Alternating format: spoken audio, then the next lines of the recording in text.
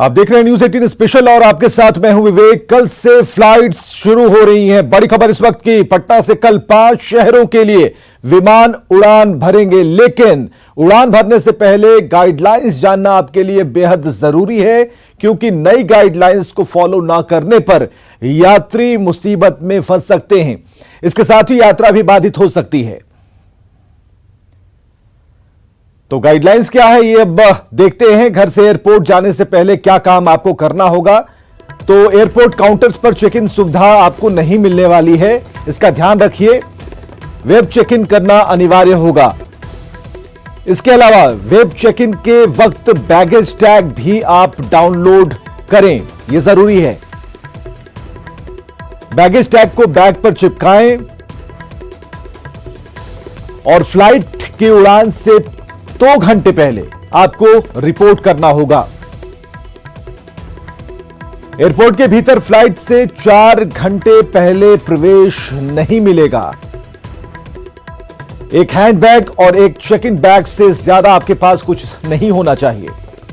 Containment zone वाले यात्री ticket book ना करें। कंटेनमेंट जोन वाले यात्री पहचान अगर छिपाते हैं अपनी, तो उन पर कार्रवाई हो सकती है। एयरपोर्ट परिसर में गाड़ी से उतरने के बाद मास्क जरूरी होगा। तो एयरपोर्ट पहुंचने पर क्या करना है और क्या निर्देश है, ये जानिए। एंट्री गेट पर थर्मल स्क्रीनिंग होगी आपकी। कोविड-19 से मुक्त होने का शपथ पत्र भी देना होगा। आरोग्य सेतु ऐप पर रेड स्टेटस आने पर यात्रा की अनुमति नहीं मिल पाएगी। 14 साल के जो भी कम उम्र के बच्चे हैं, उन्हें शपथ पत्र देने की जरूरत नहीं है। और बोर्डिंग के लिए क्या निर्देश है, यह भी जानिए। फ्लाइट में एंट्री से पहले सेफ्टी किट पैसेंजर्स को लेने होंगे। बोर्डिंग गेट के पास आपको सेफ्टी किट भी मिलेगी। सेफ्टी किट में 3 लेयर मास्क होगा, फेस शील्ड होगा और सैनिटाइजर भी होगा। और फ्लाइट के भीतर के लिए गाइडलाइंस जरा जानिए जो जरूरी है। कम से कम शौचालय का प्रयोग करें जब आप फ्लाइट के अंदर हो। शौचालय के बाहर लाइन नहीं लगाना है। खाने के सामान आपको नहीं मिलेंगे, पानी की बोतलें जरूर होंगी। और जो यात्री सफर कर रहे हैं वो अंदर कुछ खा नहीं सकते। फ्लाइट में कोई भी चीज बेची नहीं जाएगी। और इसके अलावा एयरलाइंस के लिए भी निर्देश हैं, ये भी देखिए। ये पालन करना इनका बेहद जरूरी है। यात्रियों को पूरी जानकारी मुहैया कराई जाएगी एयरलाइंस की तरफ से। एयरलाइंस के जो स्टाफ हैं वो आपको जो पूरी तरह से उन्हें ट्रेन रखना होगा। ये गाइडलाइंस है उनके लिए।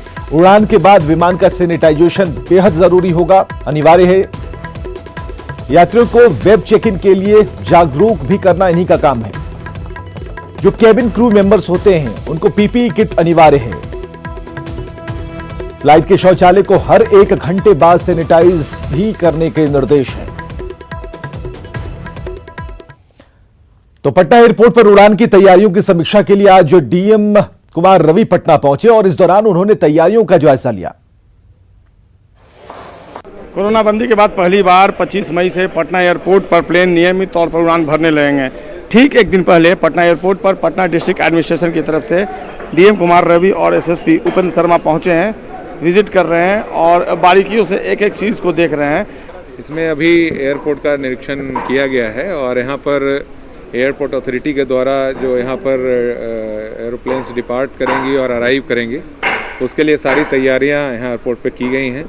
साथ में CISF के द्वारा भी एयरपोर्ट के अंदर तैयारी की गई है। जिला प्रशासन के द्वारा जो यहाँ पर गाड़ियाँ आएंगी उसके ट्रैफिक मैनेजमेंट के लिए और हेल्थ स्क्रीनिंग के बारे में आगे जो वहाँ पर प्रक्रिया है उसके अनुसार कार्रवाई की जाएगी। और यहाँ जो भी लोग आएँ उनसे यह भी अपील की जाती है कि सोशल डिस्टेंसिंग जो है मेंटेन करें और यहाँ समय पर पहुँचें, क्योंकि यहाँ पर जो प्रक्रियाएं हैं उसमें फिजिकल टच को न्यूनतम किया गया है। और जो आई कार्ड्स हैं या फिर जो उनके पास ट्रैवल डॉक्यूमेंट है उसको दिखाते हुए एक उसका कंप्यूटर डाटाबेस में लेते हुए उसको ले जाने की व्यवस्था की गई है। तो इसमें जो भी लोग यहाँ पर आएंगे उनकी हेल्थ स्क्रीनिंग की जाएगी और हेल्थ स्क्रीनिंग के बाद वो अपने डेस्टिनेशन पर जा सकते हैं। और जो भी डाटा हम लोग के पास एयरलाइन से मिलेगा उसके आधार पर उनकी मॉनिटरिंग की जाएगी, लेकिन क्वारंटाइन नहीं किया जाएगा। अधिकारी कुमार रवि उन्होंने साफ तौर पर कह दिया कि कल से जो ट्रेन की सेवा शुरू की जा रही है उसको लेकर सारी तैयारियां की गई हैं और जो लोग आएंगे वो अपने डेस्टिनेशन पर जा सकते हैं, उन्हें क्वारंटाइन नहीं किया जाएगा।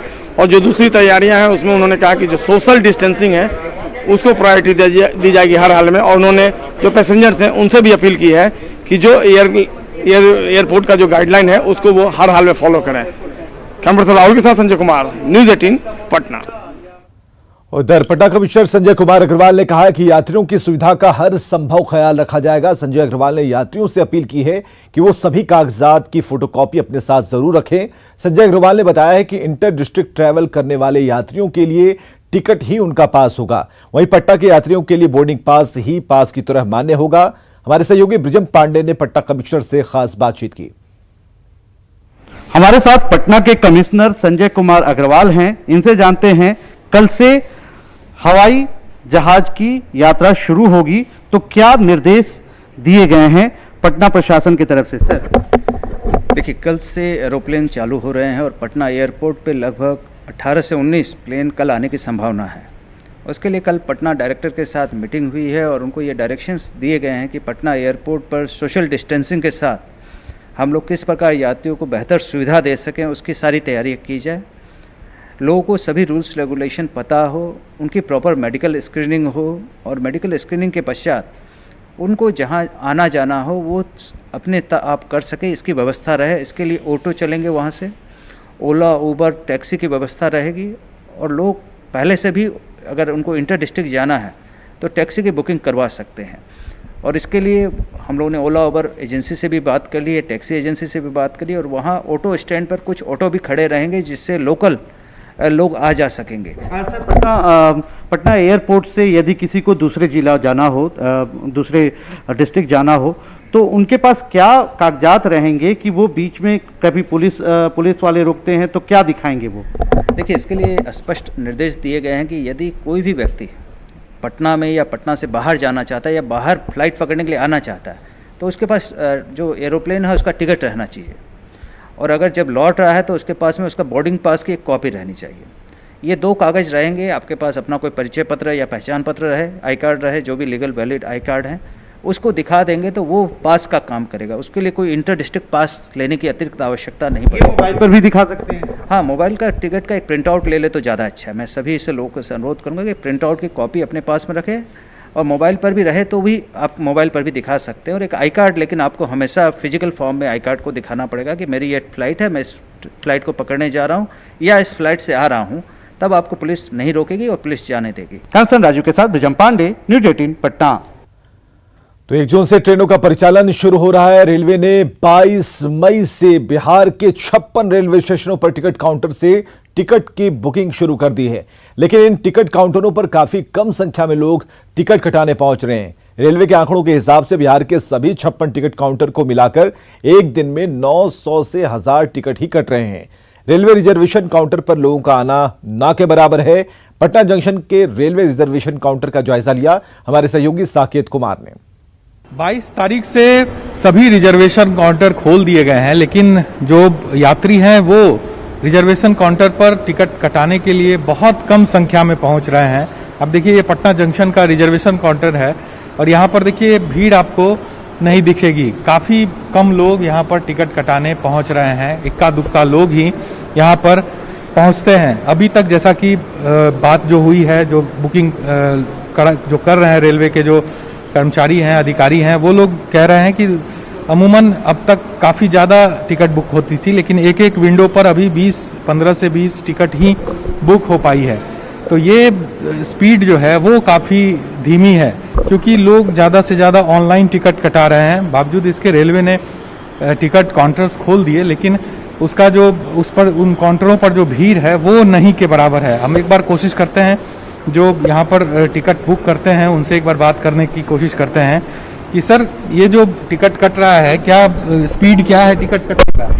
टिकट कटने का क्या किस स्पीड में कट रहा है? काफ़ी स्लो है क्योंकि आदमी बहुत कम दिख रहा है। तो हम लोगों का जो नॉर्मल स्पीड होता है वो तो हम लोग हैं ही तैयार, लेकिन अब जिस तरह से पैसेंजर आएंगे तो स्पीड का तो खड़े हैं, लेकिन लोग कम आ रहे हैं टिकट। वो तो आप देख रहे हैं, लेकिन एक काउंटर पर कितना अभी तक आपने कितनी टिकटें काटी है? हमारा अभी तक का है 18 रिक्विजिशन। लेकिन एक बात तो साफ है इस लॉकडाउन और कोरोना के डर से अब लोग ऑनलाइन टिकट कटाना ही मुनासिब समझ रहे हैं, अपने सेहत के लिए भी और लोगों के लिए भी। कैमरा पर्सन मनोज के साथ साकेत कुमार, न्यूज़ 18 पटना। तो कोरोना का डर ऐसा व्याप्त है कि आप देख सकते हैं कि टिकट काउंटर्स पर भीड़ नहीं है। एक बड़ी खबर आ रही है, पत्नी और बेटी की हत्या के बाद पति ने खुदकुशी कर ली है। यह धनबाद से खबर है। धनबाद के जोड़ा पोखर थाना क्षेत्र की घटना है और पुलिस इस मामले की जांच में जुटी है, जहां पत्नी और बेटी की हत्या के बाद पति ने खुदकुशी कर ली है। कारणों का पता लगाया जा रहा है। पुलिस मामले की जांच में जुटी है। दिलीप हमारे साथ फोन लाइन पर मौजूद हैं। दिलीप, इस घटना के बारे में क्या कुछ पता चल पाया है? देखिए, बिल्कुल ये धनबाद के जोड़ा पोखर थाना क्षेत्र के बरोरा की घटना है और सबसे बड़ी बात यहाँ पे कि लोगों को जब दुर्गंध घर से मिलना शुरू हुआ तब पुलिस को सूचना दी गई और पुलिस पहुंची वहां पे। दरवाजा को तोड़ा गया तो घर में पति फंदे से झूलता मिला और लगभग 13 महीने की एक बच्ची है जिसकी मौत हो गई है। बगल में उसकी पत्नी, उसकी मौत हो गई है और बच्ची के शरीर से और पत्नी के शरीर से कुछ खून के धब्बे हाथ लगे हैं। तो ये आशंका जताई जा रही है कि पति ने पहले पत्नी और बच्चे की हत्या की है, उसके बाद खुद को फांसी लगाकर आत्महत्या की है। लेकिन तमाम बातों को लेकर के पुलिस जांच कर रही है। पुलिस का भी कई बिंदुओं पे जांच चल रहा है, लेकिन अभी तक कोई पुष्टि नहीं हो पाई। लेकिन ये आशंका जताई जा रही है कि पहले पति ने बच्चे और पत्नी की हत्या की है, उसके बाद फांसी लगाया। लेकिन कारण क्या है यह स्पष्ट नहीं हो पा रहा है। जो मृतक के परिजन है वो भी कुछ पूरे तरीके से खुलकर नहीं बता पा रहे हैं कि वस्तु स्थिति क्या है, आखिर किन परिस्थितियों में दोनों की हत्या करनी पड़ी और खुद को फांसी पर लगाकर आत्महत्या करना पड़ा। जी चलिए, बहुत बहुत शुक्रिया इन तमाम जानकारियों के लिए। और बात एक ऐसे स्वाभिमानी शख्स की जो पटना की सड़कों पर लोगों से सामान खरीद देने की गुहार लगा रहा है। कहते हैं स्वाभिमान इंसान कभी भीख नहीं मांगता, स्वाभिमानी इंसान, और न ही कभी हार मानता है। और ऐसा ही एक स्वाभिमानी इंसान पटना की सड़कों पर 2 वक्त की रोटी के लिए जद्दोजहद करने में लगा दिखा। हमारे सहयोगी रजनीश से इससे खास बातचीत की। कोरोना नहीं था तो 2 वक्त की रोटी की जुगाड़ कर लेता था, लेकिन आज सिग्नल पर इंतजार ही इंतजार है। ये दर्द, बेबसी और मजबूरी है धर्मवीर की, जो धर्मवीर पिछले 26 साल से पटना में घूम घूम कर गाड़ियों का सामान बेचा करता था। लेकिन आज देखिए किस तरह से लॉकडाउन की वजह से सामान की बिक्री नहीं हो रही है और परिवार की रोजी रोटी चलाना मुश्किल हो गया है। नतीजा बदन पर कागज़ साटे हुए देख सकते हैं। ये दर्द के शब्द हैं और अपनी परेशानियों को कागज़ पर साट कर बयां करता हुआ घूम रहा है। और देख सकते हैं इस पर लिखा भी है, सामान बेच रहा हूँ साहब, कोई तो खरीद लो, भिखारी बनना नहीं चाहता, अब मुझे मजबूर मत करो। न राशन कार्ड न कोई सुविधा, पूरा परिवार भूखा हूँ, दया करो साहब दया करो। सरकार लॉकडाउन में मत सताओ, कुछ तो खरीद लो, ना मेरे पास घर है ना दुकान, कर्ज से हूँ परेशान। स्वाभिमानी इंसान है और यही वजह है कि भीख मांगना नहीं चाहता। अब भी कड़ी धूप में, तपती धूप में सड़कों पर घूम घूम कर सामान बेचने की जद्दोजहद कर रहा है। लेकिन खरीदार रुकते नहीं हैं, छूते नहीं हैं सामान को, क्योंकि डर है कहीं कोरोना ना हो जाए। हम बात करते हैं धर्मवीर से, क्या परेशानी है, क्यों ये साथ कर घूम रहे हैं? ये साथ के घूमना मेरा मजबूरी है सर। अब लोग तो शौक भी समझ लेते हैं।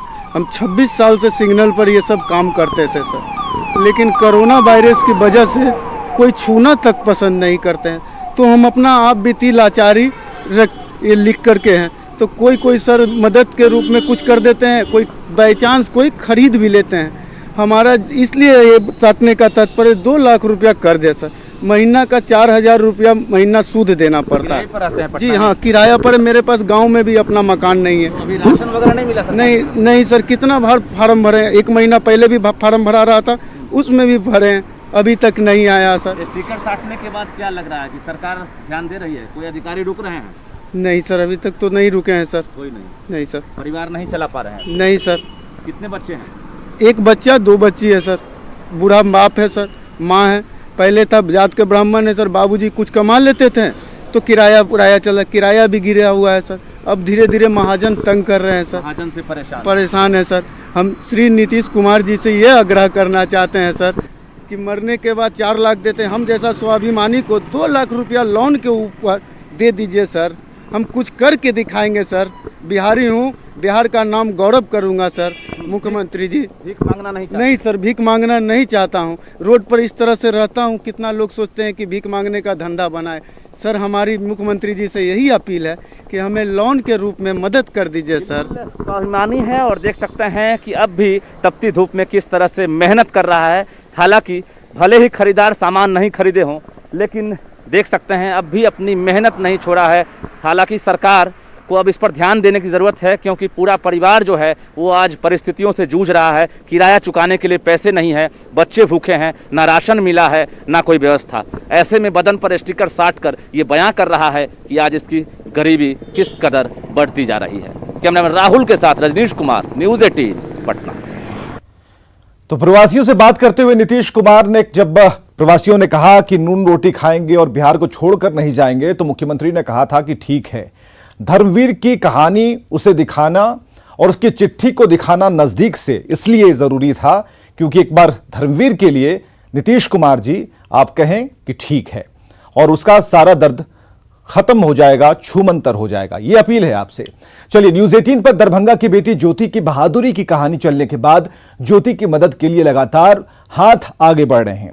लोजपा के राष्ट्रीय अध्यक्ष चिराग पासवान ने कहा है कि पार्टी उनकी आर्थिक मदद करेगी और इसके साथ ही चिराग पासवान ने न्यूज़ 18 से एक्सक्लूसिव बातचीत में बताया है कि उनकी ज्योति से बात हुई और उन्होंने ज्योति को आगे पढ़ने के लिए प्रेरित किया और साथ ही पढ़ाई का पूरा खर्च उठाने का भी भरोसा दिया है।